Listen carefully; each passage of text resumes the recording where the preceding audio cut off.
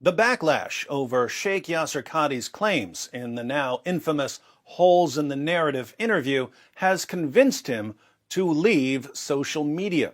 In case you're new here, let me recap the situation.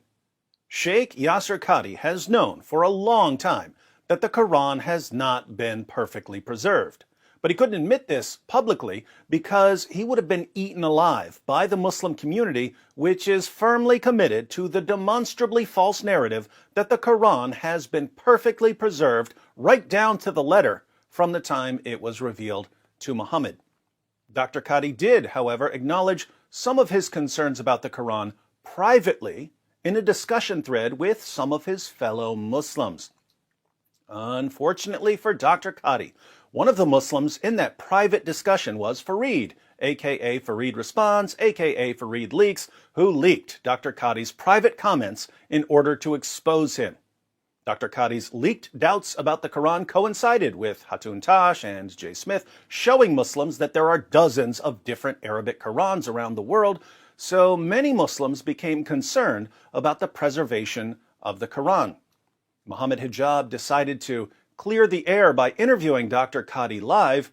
Hijab started asking questions about Dr. Qadhi's views on the history of the Quran.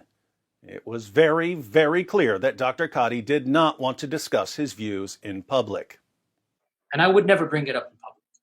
And I don't think it is wise to bring it up in public because it should not be said in public. You will not find one lecture of mine about this issue. It should never be brought up in public. This is not something you discuss amongst the masses, ya akhi. It's not wise. But thanks to Hijab's relentless efforts, Sheikh Yasir Qadhi reluctantly admitted that there are holes in the narrative. And it's very clear to you and to every single very advanced student and specialist that the standard narrative has holes in it. That's what I'm going to say. Muhammad Hijab received so many complaints from Muslims that he deleted the discussion from his channel. Sheikh Yasir Qadhi eventually did the same. But the damage was done, and Muslim apologists started losing their minds. Muhammad Hijab was babbling about golden showers and sending women veiled threats of torture and rape.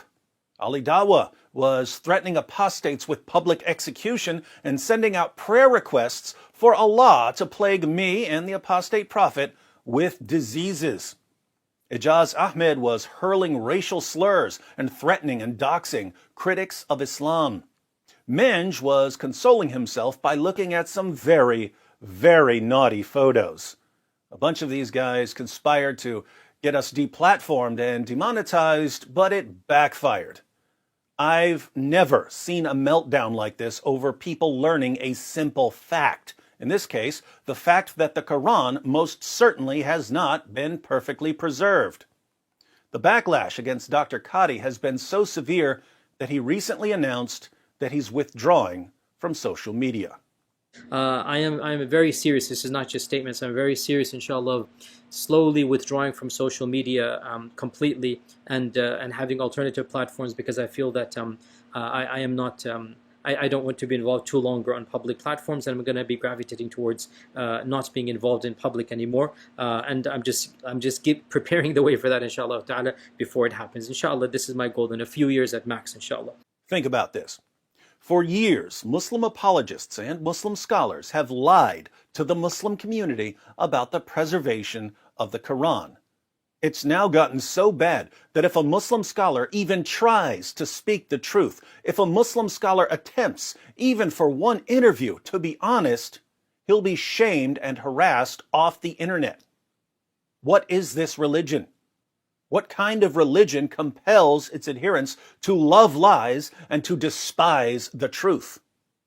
Non-Muslims would have been sympathetic towards Sheikh Yasir Qadhi because of the way his community has been treating him, but their sympathy is undermined when they remember two things. One, that Dr. Qadhi was one of the Muslim scholars who spent years spreading the myth of perfect preservation, and two, that Dr. Qadhi has been filing false copyright complaints against people who spread his comments about the holes in the narrative. Dr. Qadhi filed a false copyright complaint against me. I challenged it and won. And just yesterday, Islam Critiqued announced that Dr. Qadhi also filed a false copyright complaint against him. Dr. Qadhi knows the rules. He knows that we're allowed to use clips from his interview for purposes of education and criticism. He knows that YouTube will restore the video just as they restored my video. He knows all of this. And yet he keeps filing false copyright complaints anyway. This man is a deceiver like his God and like his prophet. So, he doesn't deserve anyone's sympathy when his own community attacks him for a brief moment of honesty. How can things get any worse for Muslim apologists? We'll have to wait and see, but one thing is certain. The Islamic apologetics meltdown, as epic as it's been, is just getting started. It's not just Muslim myths about the Quran that are being exposed. Muslim myths about Muhammad are being exposed as well by Dr. Qadhi. To see Dr. Qadhi destroying a common myth about Muhammad, be sure to watch my video, Sheikh Yasir Qadhi blasts Muslim apologists for lying about the age of Aisha. The video will help everyone understand why Muslims are calling Dr. Qadhi a heretic or an apostate, and why non-Muslims are calling him the gift that keeps on giving.